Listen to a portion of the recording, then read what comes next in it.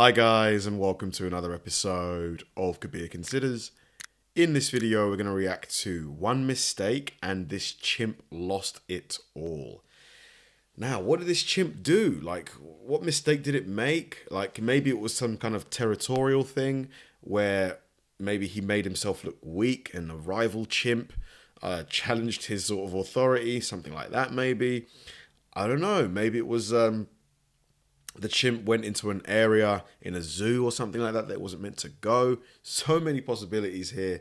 It's from the Casual Geographic channel, one of my favorite channels on YouTube at the moment. He's probably like the best when it comes to combining humor and the animal kingdom. He does a really great job. Yeah, let's find out what this chimp did. This is what it looks like to F around and find out. At this point, y'all already know how I feel about chimps. They're chainsaws with thumbs. Chimps will actually commit coordinated and calculated acts of violence. I'm talking premeditated in the first degree.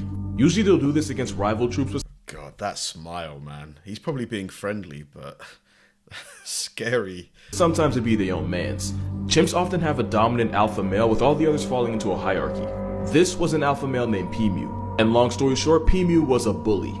He was a tyrant top dog and asserted his dominance by beating on his underlings. But like all bullies, one day P-Mew pushed too far. It started with P-Mew being groomed by another chimp named Primus. It was all good, until P-Mew turned around and bit Primus. Primus had enough and a fight quickly broke out. Soon a bunch of other male chimps got involved and basically they jumped P-Mew. Remember, they feared him, but they didn't like him. A couple chimps did try to defend him, but they were quickly chased off, leaving the former leader at the mercy of his troop. And chimps don't have mercy.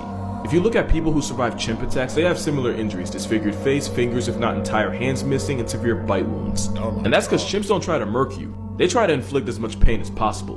And that is exactly what they did. These chimps took turns beating on their former leader, biting at his face and hands. At one point, they even castrated him. The chimps would constantly stop, and it would seem for a moment like they'd let P-Mew go, until one of them would start screaming and initiate the attack all over again. By the time it was over, the former bully was beaten, battered, and bloodied. He had been mutilated and was missing fingers, toes, and even the equipment you need to make babies. Ultimately, it was a rock to the skull that put him out of his misery. Moral of the story, if there is one, nobody likes bullies. Remember that elephant that traveled 100 miles to turn a woman into a hashtag and then pull up to her funeral to inflict more disrespect on her body? Well, it happened again, except this time we know the reason. Elephants are often used as work animals. Hold on a minute, what? No. What? That's crazy. I know elephants have an amazing memory, but this is... Happened again, except this time we know the reason. Elephants are often used as work animals in places like Thailand, and apparently there's no workers union if you have 4 legs and a trunk. A 20-year-old male elephant named Bumpem was being worked in the intense Thailand heat carrying hundreds of pounds of logs, which I'm pretty sure is illegal now. I don't know if it was the brutal heat or the disrespect of taking orders from something 20 weight classes under it, but the elephant snapped. In more ways than one.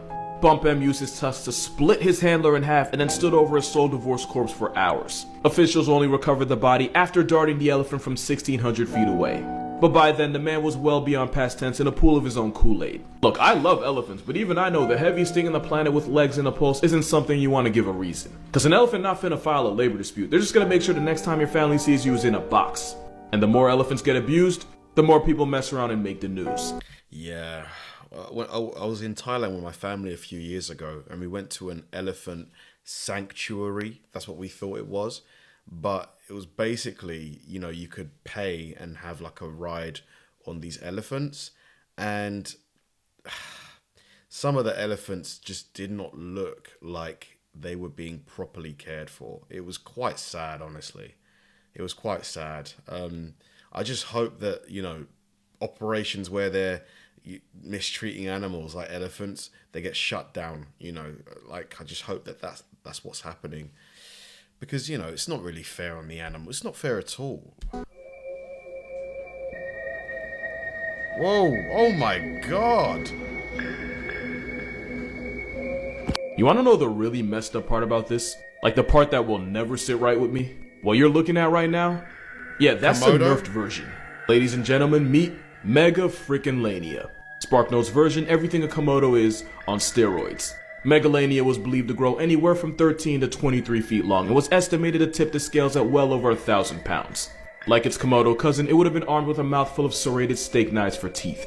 And like the Komodo, it would have hunted by inflicting a septic, venom-filled bite on whatever was on its grocery list. And as an apex predator, that could be anything. Even if you somehow managed to escape the first attack, you'd still likely fall to a slow and painful infection. Not to mention the venom likely contained anticoagulants, which would have nerfed blood clotting, meaning you'd slowly bleed out until your blood pressure got so low you'd go into shock. All while this leather bloodhound used its OP sense of smell to track you no matter how far you crawled. That sense of smell is actually why women on their period are strongly advised to stay out of the Komodo's territory. Wow. Otherwise, you run the risk of getting stalked by this all-terrain land shark. Megalania went extinct about 40,000 years ago, and we can pretty much thank divine intervention for that. I almost forgot the fun part. Since Komodos have been known to dig out people's graves and eat the bodies inside, Megalania more than likely would have had a taste for humans. What is that? Is that a Komodo dragon? Why does it look like this? Man, that video we saw of it just swallowing that goat. Oh my god. That's going to be in my head for the rest of the day. It's a salamander, specifically a giant Chinese salamander. The biggest ones can be over 100 pounds and max out at about 4 feet. The biggest one ever recorded was about 6 feet long. I'm not even 6 feet long unless I'm lying to somebody. In China, it's also sometimes called the baby fish, and that's because it can make a sound almost identical to that of a crying baby.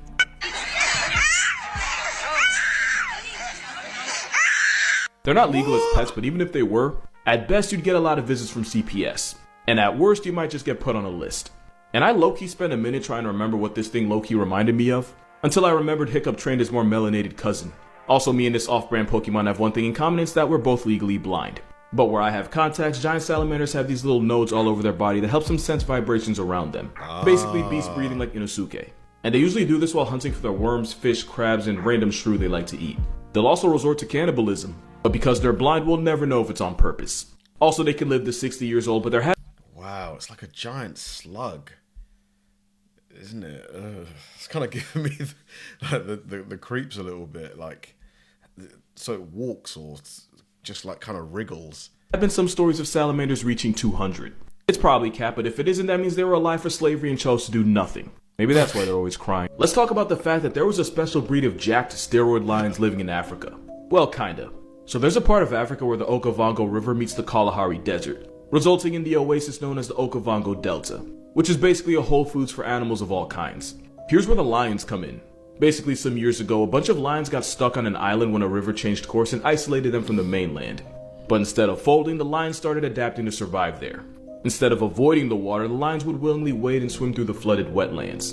And they survived by hunting the only animal that was available at the time, Cape buffalo. That is a Cape buffalo, an assault charged with legs so on sight that hunters nicknamed it Black Death. And they're so dangerous that lions usually won't hunt them if they have another choice. These lions had no choice, so they became buffalo hunters. Instead of hunting at night like lions usually do, these lions would go grocery shopping during the day while the buffalo would stop to graze and drink. These lions would swim and hide in the waters at the right spot and then pretty much just jump them.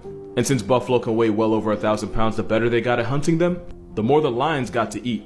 All that extra protein meant these lions got swole. And lions are pretty jacked. Wow, look at the triceps on this lion. Wow, I mean, that's a powerful cat. If that thing gets a hold of you, forget it. Just start saying the Lord's Prayer. It's night night. To begin with, the average male lion usually weighs anywhere from 300 to 500 pounds, while females are slightly smaller at like mid 200s to mid 300s. Well, according to researchers, the lionesses in the Okavango could flex nearly 400 pounds. Just look at the muscle on it. 180 kilograms. Lean. There's no fat. Very little fat on this animal. While the males allegedly tapped out at well over 500. That is a big cat. At the time, some would even say the biggest cats in all of Africa. SparkNote's version, there are basically lions with SEAL training specialized in murking 1,200-pound temper tantrums for a living. All while staying natty. What is that? That is the biggest animal you've never heard of. That is a Talken. It's basically a giga goat that can tip the scales at up to and sometimes over 800 pounds. It might remind you of the muskox. Even though at a family reunion, the Talken would sit right next to sheep. Their entire bodies are covered in an oil that smells a lot like burning rubber. They use that to mark their territory by rubbing up against something like a tree. It also helps protect them against the rain. If you've never seen one before, it's probably because they're only found in places in South Asia like Bhutan and parts of China. Also, they can live 12,000 feet above sea level. They use that big nose to heat up air before it gets into their lungs. It's also why it looks like a moose that lost a fight to a beehive, which is actually how some biologists first described it. They're not usually dangerous to people, unless you give one a reason. In 2007, a Talken broke into a man's house, hit stick. Wow, such an interesting looking animal. It's like you can see goat, you can see horse, you can see buffalo. A lot of stuff going on here. And proceeded to injure 8 more people, including a pregnant woman. That is a Talken with a reason. But for the most part, they're pretty chill. The more you know.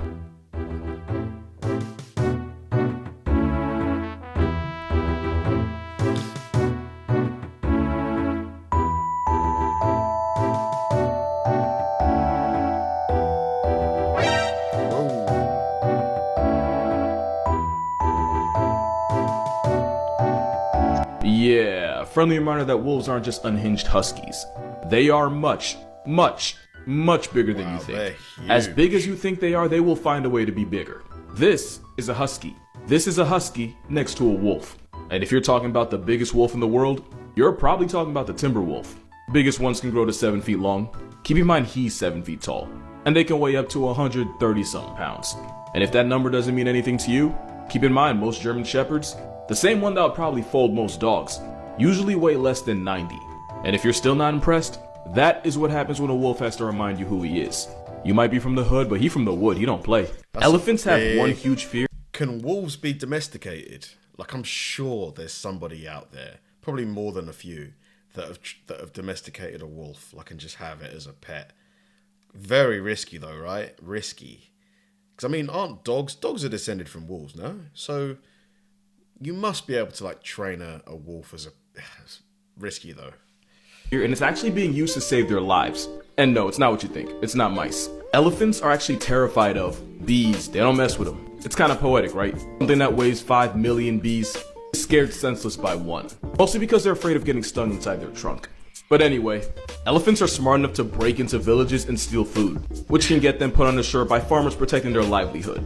Alternatively, the elephants sometimes get their lick back by turning the farmers into chalk outlines. So to avoid all of this, farmers will put up fences with beehives around their property to keep the elephants out. And once again, the same animal that violates the biggest things in nature folds to a family of flyops. And for the most part, it's worked. Farmers are able to keep the elephants out without losing their crops and without having to flatline an elephant. And the bees even produce honey, which is branded as elephant friendly. So yeah, being afraid of bees helps keep elephants and farmers on the census. Elephants are such unique looking animals. There's really nothing on the planet that looks kind of like an elephant.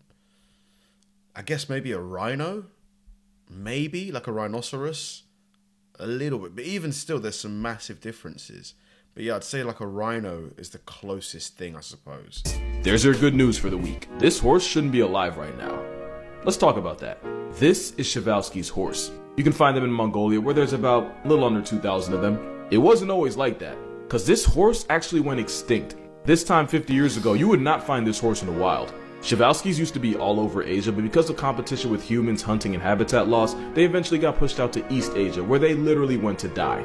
But a few horses were kept in captivity after the species got discontinued in the wild. And by few, I mean 12. The same horse that used to be thousands strong got cut down to 12 members by 1950. I want y'all to think about how crazy that is. The 12 horses were carefully bred as part of a program that was pretty much their Hail Mary. Zoos that had Przewalski's even started an exchange program, that way the next generation wouldn't be too inbred. In 1979, there were about 400... The face is a lot shorter than a usual horse. It's kind of like a pony. It's more like a pony than a horse. Horses across 16 different breeding facilities, and that number grew to 1,500 by the 90s. Eventually, the populations became stable enough to be reintroduced back into the Mongolian steppe, where every horse there now is directly descended from one of the last 12. They're still endangered, but you won't find a better comeback than that. This is not photoshopped. You're looking at the world's first and only albino gorilla. As a baby, he was found by a farmer after that same farmer murked his entire family. That's a whole anime origin. The white gorilla was sold to a primatologist and eventually ended up in the Barcelona Zoo, where the vanilla gorilla went viral. Or I guess the 60s version of viral, because that's when National Geographic put him on the cover in 1967. That's also around the time he got his name, Snowflake. Snowflake became a popular figure for both people. Look, he's like, come over here. Come sit next to me, baby. visiting him in zoos, and scientists that wanted to figure out just how he came out Caucasian. I should have put this earlier. Oh, whatever, here it is. Hey, say hi, Daddy. Hi, Dad. Whose goddamn white baby is that? Turns out it was because of a mutation. One so rare that in the 60 years since he was born, we have not found one gorilla like him. Snowflake ended up having 22 kids with 3 different mothers. Impressive, but still less rounds than Nick's canon. And out of the 22, not one of them came out looking like Snowflake. He also had 22 grandchildren, none of them sharing the same Caucasian persuasion. He was literally one of one. He ended up getting skin cancer in 2001, which probably did have something to do with the albino thing. Not wanting to see him in pain, the zoo ended up putting him down. But not before thousands of people visited the zoo to say goodbye to him. He also managed to live to 40, even though he turned out to be inbred. His dad was his mom's uncle. Don't think about it too hard, it gets weird if you do. But overall... His dad was his mum's uncle. What? Yeah, okay, I'm gonna leave that. Overall, Snowflake did alright for himself. This pigeon saved hundreds of lives and might be the reason some of y'all exist. This is Sher Ami, and he was one of the hundreds of carrier pigeons used by the US Signal Corps during World War I. Carrier pigeons were popular at the time because radio wires weren't as reliable and pigeons can deliver messages at 50 miles per hour. During an intense battle in France, soldiers from the US 77th Division were pinned behind German lines. Over 500 men were trapped without food, water, or ammunition, while taking fire from the surrounding Germans, and even friendly fire from troops that didn't realize they were there. Out of over 500 men, more than 300 never made it out, and anyone who tried to go out for help was quickly put out of commission by the German soldiers. They had no choice but to send out carrier pigeons asking for help, but the Germans knew about this. How does it work though? How do you get the pigeon to come down? And how do you know which pigeon is one of yours versus one of the enemies? Yeah. And they were trained to murk anything with feathers out of the sky. That's when they sent out Sher Ami, with a note attached to his leg begging for help and for the Allies to stop firing. Sher Ami flew to deliver the message but got lit up by German gunmen. Against every force of nature, he ate the shells and traveled the full 25 miles over to division headquarters, despite being blinded, bleeding, and having his leg literally hang on by a thread. The message was received and about 194 men survived because of it. And so did he, after army medics refused to let the bird pass tense. He lost his leg, but not his life, and the one-legged hero of the 77th Infantry was sent home on a boat back to the US, where he received several awards for what he did, including the Croix de Guerre, one of the highest military honors in France. He passed away about 8 months after his injury, but you can still see him in the Smithsonian. Just know you're looking at a hero. Great video. I didn't realize that chimps was so brutal. I mean, in terms of the way that they will, go for a member of the, chimp community, tribe, leave it, and then go back for more. And the fact they don't go for a quick, retirement, that they it's a more sustained infliction of pain and agony. Quite interesting. I remember seeing a photo of a chimp that didn't have any body hair, and this thing was so muscular. I mean, I've always been told that chimps and monkeys are stronger than humans, in terms of like the average human. Didn't quite believe it, but when I saw that chimp, I was like, okay, do not mess with chimpanzees. Thanks for watching, guys. If you enjoy my videos, please help me out by liking and subscribing.